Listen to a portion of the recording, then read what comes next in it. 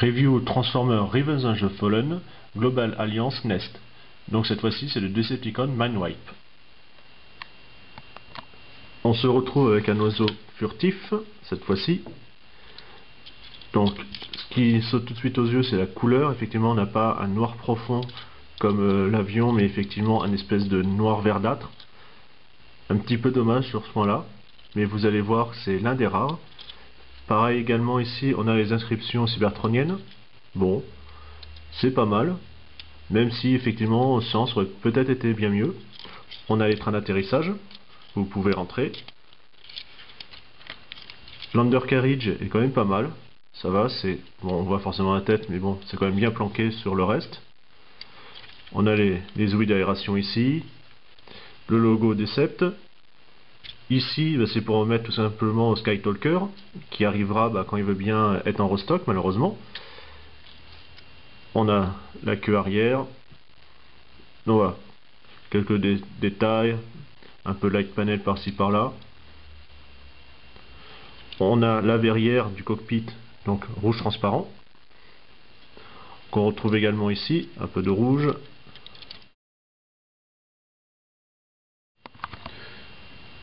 Alors, on va déjà commencer. Vous prenez l'avant, on va le faire basculer. Donc, vous voyez, en fait, ça se détache ici, comme cela. En fait, vous avez aussi un petit ergot là. Et comme ça, on déploie ainsi. On va continuer en séparant les jambes.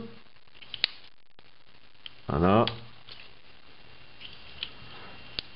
Alors, ici, on va les tourner. Alors c'est sur cliquetis, comme vous pouvez entendre. Vous lavez ici les pieds. Au niveau du bassin, une rotation pour le mettre dans le bon alignement. On continue à tourner. Vous avez ceci, le torse qui va s'ouvrir pour permettre de dégager la tête en fait. Donc la pièce rouge. On bascule le tout. On recule. Et ainsi la tête est dégagée. On va séparer cette partie-là pour former les bras en fait. Alors le mien est encore neuf puisqu'il date d'hier. Voilà. Juste à déclipser, vous avez un ergot ici qui permettait de maintenir. On décale les bras. Donc double charnière. Encore une autre au niveau du coude. Ainsi. Pareil. On tourne le bras dans le bon sens. Hop, comme ça c'est mieux. Ici aussi. Vous avez les mains, donc on va basculer avec ces lames. Comme ceci. On va libérer les lames, il y a juste un petit clip, voilà. Donc c'est ce ressort. Pareil également pour l'autre bras. Ensuite, vous avez la queue. Donc là, charnière, on rabat les ailerons. Alors, toujours raide aussi sur le mien. Donc ça aussi, ça donne un petit look assez sympa.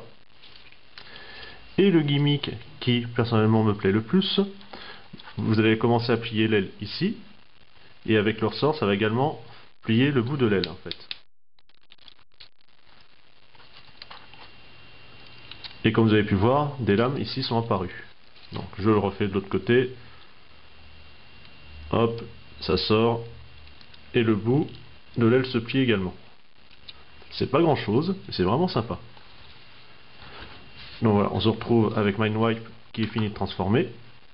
Alors niveau stabilité, bon, ça pourrait être mieux. C'est vrai qu'en fait, comme il n'a pas les pieds plats, malheureusement, c'est avec les petits ergots, voilà, ça tombe facilement en arrière. Après, on peut lui mettre les jambes de différentes manières, à peu près droites, comme ceci. Ou sinon, vous pouvez également, au niveau des tibias, le mettre un peu en poulet, si on peut dire. Mais c'est voilà, déjà beaucoup moins beau. Donc je préfère le mettre normalement.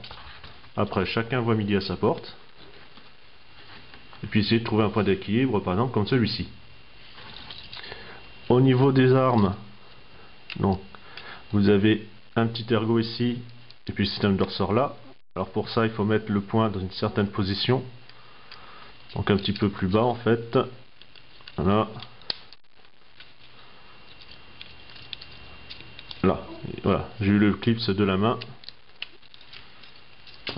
Et ça a rebougé. Voilà. Et puis là, vous pouvez tenir la main comme ça, enfin la lame, sur le bras.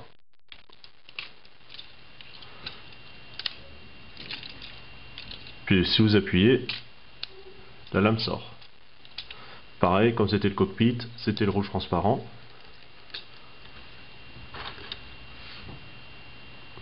Pour les mouvements, on a la tête sur un beau joint, donc classique.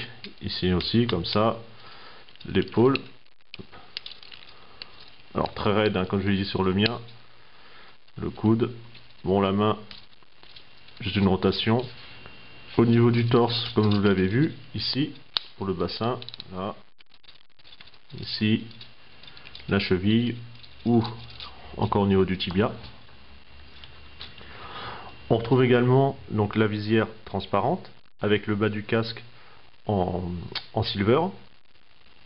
Donc là, franchement, ça se mélange très très bien. Le petit logo Decepticon qui était sur le dessus de la carlingue, on le retrouve sur le torse. Alors franchement, c'est un super Voyager.